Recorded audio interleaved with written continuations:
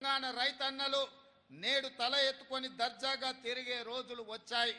ఎన్నికల సందర్భంగా వరంగల్లో ప్రకటించిన రైతు డిక్లరేషన్కు అనుగుణంగా దేశంలో ఎక్కడా జరగని విధంగా రైతన్నలకు 2 లక్షల రూపాయల వరకు ఏకకాలంలో రైతు రుణమాఫీ చేసి రైతు కుటుంబాలను ఆదుకోవాలన్న ఆలోచన ఆ కార్యక్రమాన్ని మొదలుపెట్టి దిగ్విజయంగా ముందుకు తీసుకెళ్తున్నది ప్రజా ప్రభుత్వం.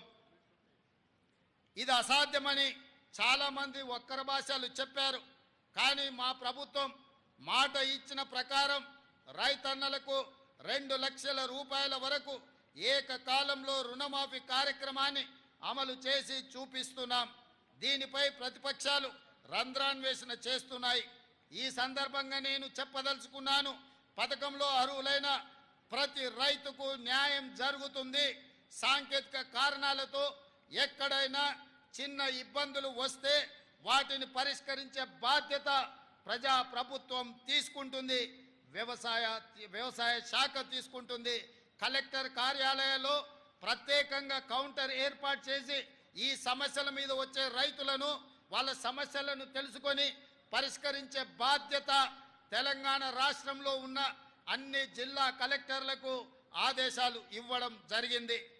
తొలి దశలో 1 లక్ష రూపాయల వరకు ఉన్న రుణమాఫీ సొమ్ము 6,035 కోట్ల రూపాయలను జూలై 18న నేరుగా రైతు ఖాతాలలో ప్రభుత్వం జమ చేసింది. దీనివల్ల 11,34,000 మంది రైతన్నలు రుణ విముక్తి పొందారు.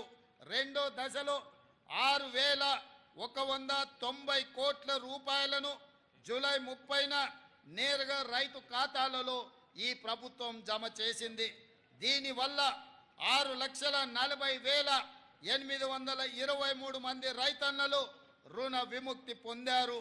కాగా 2 లక్షల రూపాయల వరకు గల రుణాలను ఈరోజు మాఫీ చేసుకోవడం ద్వారా ఒక అద్భుత ఘట్టాన్ని మనం ఆవిష్కరించుకోబోతున్నాం.